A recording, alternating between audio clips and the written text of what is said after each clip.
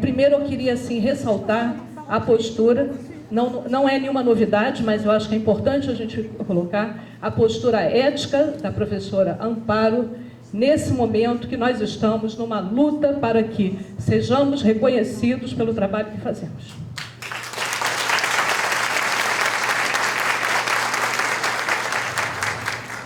Eu sou Elvira Cardoso, diretora da escola L. Smith.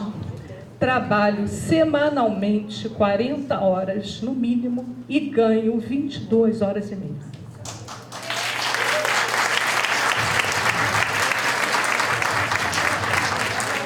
Hoje, o salário que todos nós que trabalhamos 40 horas, seja nas escolas, nas CREs e na própria Secretaria de Educação, mesmo acrescidos da gratificação que recebemos pela função que desempenhamos, é abaixo do recebido pelos nossos professores de 40 horas, sejam eles recém-concursados ou migrados.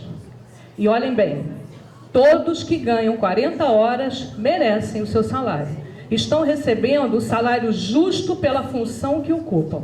Entretanto, nós que estamos há mais tempo, no meu caso, 30 anos na direção de uma escola, trabalhando mais de 40 horas, eu não recebo pelas minhas horas trabalhadas. Às vezes a gente escuta, você é diretor porque quer, você fez o concurso porque quer, você está na função porque quer. Estou mesmo porque eu quero, porque eu posso, porque eu sou eleita, eu passo por várias avaliações, tá? A nossa escola é uma escola de qualidade, como a maioria, todas que estão aqui, é uma escola de qualidade. E eu estou porque eu quero, porque eu posso, por isso eu permaneço. Então eu gostaria, né, de falar sobre isso. Eu acho que a gente tem falado, a gente tem um grupo de Zap, a gente tem conversado, a nossa CRE tem uma grande mobilização, a gente conversa eticamente, muitas vezes todas as vezes fora do nosso horário de trabalho, a gente conversa, a gente não deixa de cumprir nenhuma das nossas obrigações, mas nós estamos trabalhando para que sejamos reconhecidos pelo trabalho que fazemos. Eu gostaria também de saber se está havendo, como a colega colocou, uma reavaliação dos critérios de migração, para contemplar todos que atendemos a convocação da Secretaria de Educação e nos inscrevemos para migrar, independente da função que ocupa. Ninguém colocou que a gente não podia se inscrever. A gente atendeu, a gente se inscreveu, tá? Outro ponto, nós sabemos que já foram migrados aproximadamente, eu acho que 4.000 professores, né? Mas qual o ganho real que aconteceu? Qual o acréscimo nessas matrículas que efetivamente ocorreram? O que isso aumentou para a nossa rede? Nós fizemos uma rápida pesquisa, não oficial, com os dados, né, das escolas. A gente conversou, a gente pediu dados, muitas escolas nos passaram, algumas estão nos passando, e depois até eu gostaria de passar. Tempo, só um minuto. Essa rápida pesquisa, nós tivemos migrados, né, no caso, né, P1, P2, PEI, 83 foram migrados. Eles já faziam, 98 foram migrados e 83 já faziam dupla. Então, efetivamente, 15 professoras, que foi o acréscimo, né? Isso mostra a necessidade da migração. A gente olha também essa necessidade da migração de todo mundo inscrito acontecer antes do novo concurso. A gente tem gente migrada, a gente tem gente inscritos para migrar, a gente tem gente capaz, a gente tem gente fazendo dupla, esperando isso daí, e um concurso aberto, abrindo um concurso. Eu acho que isso é uma coisa para a gente avaliar. Tem gente, inclusive, aprovado, se eu não me engano, esperando ser chamado e ainda não foi, tá? E a gente também tem que entender, quando fala assim, aí a gente vai escutar assim, mas não tem dinheiro. Então, eu queria só colocar isso, que a gente quer entender como está distribuído esse orçamento da educação e como pode ser realocado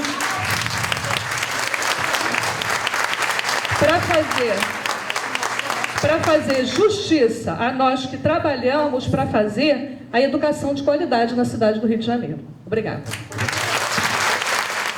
Eu vim relatar aqui um ponto específico da nossa unidade escolar, que já é conhecida por toda a nossa coordenadoria.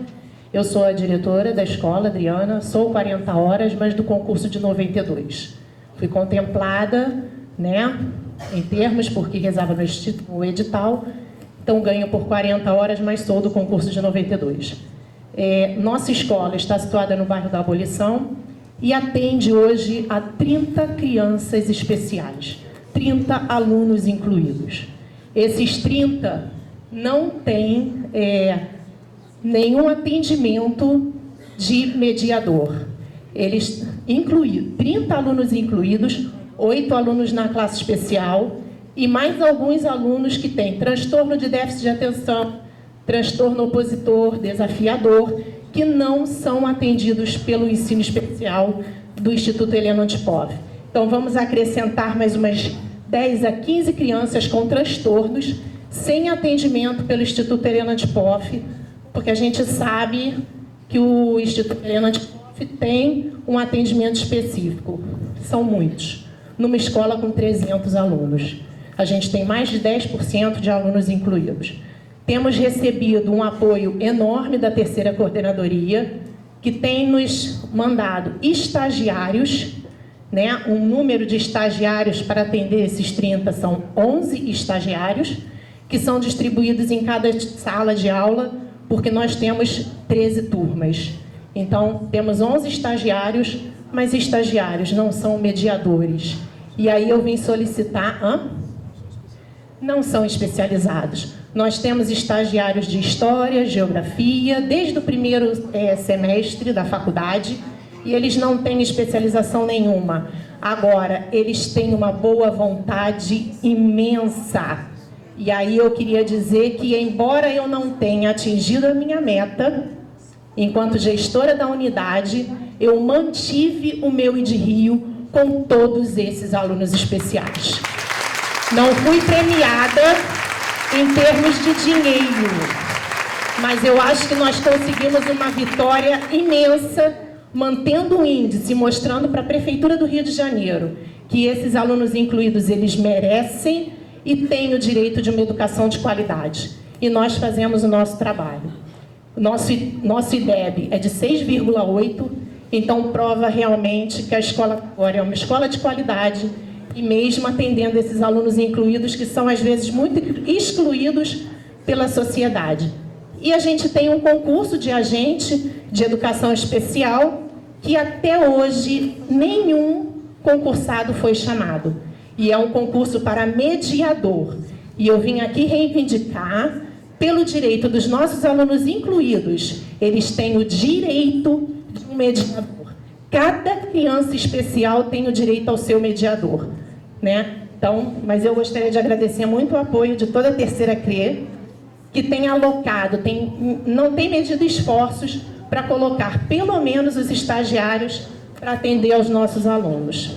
Nós, diretores, estamos num processo de conversa e solicitação pela nossa valorização junto à secretária e também com o vereador Paulo Messina, tendo as conversas regionais, as conversas onde que nós estamos colocando todos os nossos desejos enquanto gestores. E a minha pergunta é em relação à resolução 784. É alguma coisa que nós estamos em função de direção e temos a resolução que nos resguarda a possibilidade de acumular o amparo na segunda matrícula. E por isso a legislação federal veio em torno de 2005, concedeu essa aposentadoria aos diretores também, e nós estamos sendo penalizados pela prefeitura de não ser atendido a resolução como alguém que está na função. Ora, se eu estou de 7 às 6 na escola, de 7 às 7, de 7 às 8, sei lá, de 7 às 3, de 7 às 2, dependendo se eu estou fazendo o meu trabalho dentro da escola, como é que eu não estou na segunda matrícula atuando como diretor? eu estou amparada. Ah, você está amparada, você perde a característica de gestor. Não, não perde. Até porque todos nós sabemos, se houver falta de gestor, a equipe de professor, a equipe gestora tem que ir para a sala de aula. Então, vereadores, a gente quer saber, e essa já é uma demanda que já existe na Câmara, que seria votado, né? Ainda não tem a data da votação, e a gente tem um anseio para que isso seja votado, porque a gente merece essa valorização por estarmos à frente das escolas do Rio de Janeiro. E, assim, é importante que cada um diga, como a professora Elvira falou, o tempo. Eu faço esse ano 26 anos na gestão e apresento o resultado. A República do Peru hoje tem 7,2 de IDRIO, tá? Meu nome é Ana Luísa, nosso ED está localizado no Complexo do Alemão. E assim, eu não quero fazer uma pergunta. O que eu quero colocar é um pedido de reflexão e revisão. É com relação aos critérios do Prêmio de Qualidade da Educação Infantil. Esse prêmio hoje, ele contempla só os 30% de toda a rede. Então, assim, nós entendemos que ele é, no mínimo, injusto, devido ao grande número de inaugurações que nós tivemos. Nós temos hoje um número bem elevado, né, de ADIs e creches, e esse percentual não foi alterado. Então, assim, nós entendemos que os critérios não ficam claros, nós não recebemos a devolutiva, ou pelo menos não todas as escolas recebem essa devolutiva, com o que precisa melhorar, com o que não atingiu o que eles esperavam. Então, nós pedimos, assim, essa revisão desses critérios, né? Porque a gente sabe que nas escolas existe a meta e todos que atingem essa meta são contemplados. E na educação infantil, não. Mesmo que você tenha um bom trabalho, um trabalho de qualidade, se você ficar fora desses 30%, que aí a gente não sabe como é feito, você não é contemplado, né? E nós sabemos que, pelo menos na terceira CRE, todos os nossos EDIs e todas as nossas creches mereciam receber esse prêmio, né? Eu acho que, como toda audiência, né, como toda discussão aberta a todos, é sempre bom a gente trazer um contraponto, né? Eu vim falar eu sou da Escola Municipal Bolívar, Ginásio Carioca, terceira CRE, IDRIO esse ano 7.0, né? É importante a gente colocar esses dados, colocar justamente essa questão do sexto ano experimental, né? Trazer o contraponto. Nós temos a experiência de receber alunos, né, numa questão de movimentação, de fluxo, de mudança de território, da Escola L. Smith, também da terceira CRE, e temos uma experiência bastante positiva. São 115 alunos remanejados da Escola de Sexto Ano Experimental para o sétimo ano. A diretora Elvira já veio aqui falar presente, uma escola de qualidade, uma escola que desempenha. E eu acho que é importantíssimo falar da questão de parceria, estabelecer parceria dessa mudança, dessa transição de espaços, dessa transição, né, e trazer justamente a questão do debate, né, por estar perdendo o caráter experimental e se tornando a questão de rede, que se abra o debate. E tudo que é novo assusta, e assusta bastante. Então, é essa fala que eu gostaria de dizer, e que, assim, a experiência em receber alunos do sexto ano experimental, como todas em outras escolas, quando há mudança de segmento, obviamente a questão de ajustes, né, de lacunas que existem. E a gente tenta suprir, através de trabalho diagnóstico, suprir as diferenças. E tem dado certo, Elvira, que a nossa parceria permaneça. Eu vou falar a respeito da questão da reestruturação, porque assim, foi uma coisa que começou a me incomodar de certa maneira, porque eu percebi que a gente tem algumas pessoas que obviamente são favoráveis e algumas que vão obviamente ser desfavoráveis também, né? A gente realmente não consegue agradar todo mundo, e eu vou procurar mais ou menos passar aquilo, né, que enquanto conselheiro do território e conselheiro junto à secretária, o que eu pude perceber dentro da questão da reestruturação. E aí, assim, houve uma preocupação da Assessoria de Ação Integradora frente a isso, e alguns passos foram dados. Então, é fundamental a gente realmente ressaltar isso aqui agora. A princípio, quando se falou de reestruturação, eu mesmo, enquanto gestor, fiquei muito preocupado, porque a minha escola é uma escola de 1º ao 9º, né? Eu sou P1 de Geografia, e eu tenho, assim, colegas que eu tinha mais de 20 anos de convivência, né? É claro que as relações vão se alterar, as pessoas se afastam, é normal da vida, né? A gente vai se afastar mesmo, faz parte do processo, a gente sabe que a gente convive, né? A gente cria mais afinidade, e quando a gente se afasta, as afinidades começam, de certa maneira, a se esmorecerem e vai acabando mesmo, né? Então, é assim, fiquei preocupado frente a isso, porque eu acho que houve um equívoco quando se diz que não houve um debate frente a isso, né? Eu participei, desde o ano passado, no primeiro semestre, eu fui chamado pela assessoria de ação integradora para falar a respeito da segmentação. E aí, nessa questão, eu fui consultado como diretor, né? Se eu concordava, se eu não concordava com essa questão, e levei isso para a minha escola. Claro que algumas pessoas da escola, obviamente aqueles que seriam afetados, eles se sentiram um pouco incomodados, como muitos pais também se sentiram na hora que eu coloquei para eles.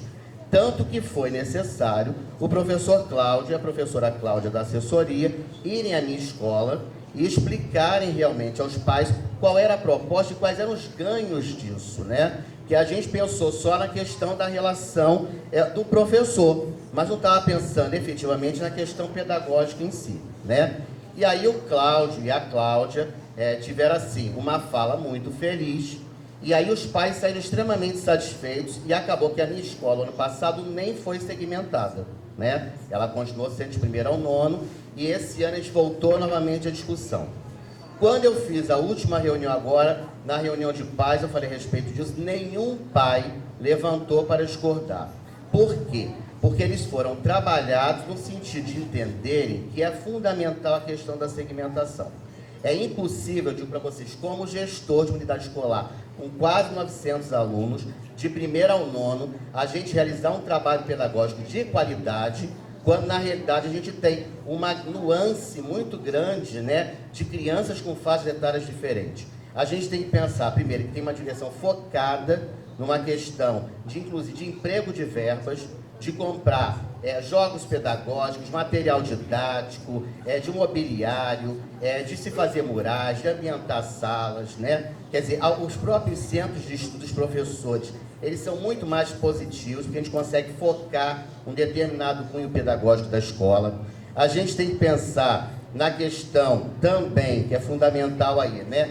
Desse relacionamento que se cria entre o alunado. É impossível dizer que não há conflito de um aluno de 6 anos com um de 16. Num prédio que eu tenho 4 andares, por exemplo, né? Eu tenho criança transitando de 6 a 16. Um empurra o outro cai na escada, o outro se machuca. Tempo, professor. Quer dizer, então é meio complicado. A gente precisa ter muito cuidado frente a isso, de ser contra simplesmente pelo ser contra, né? A gente tem que averiguar o que é positivo nisso aí, e é positivo para o aluno especificamente, né? Não é na realidade só para a questão da gestão ou para a coordenadoria.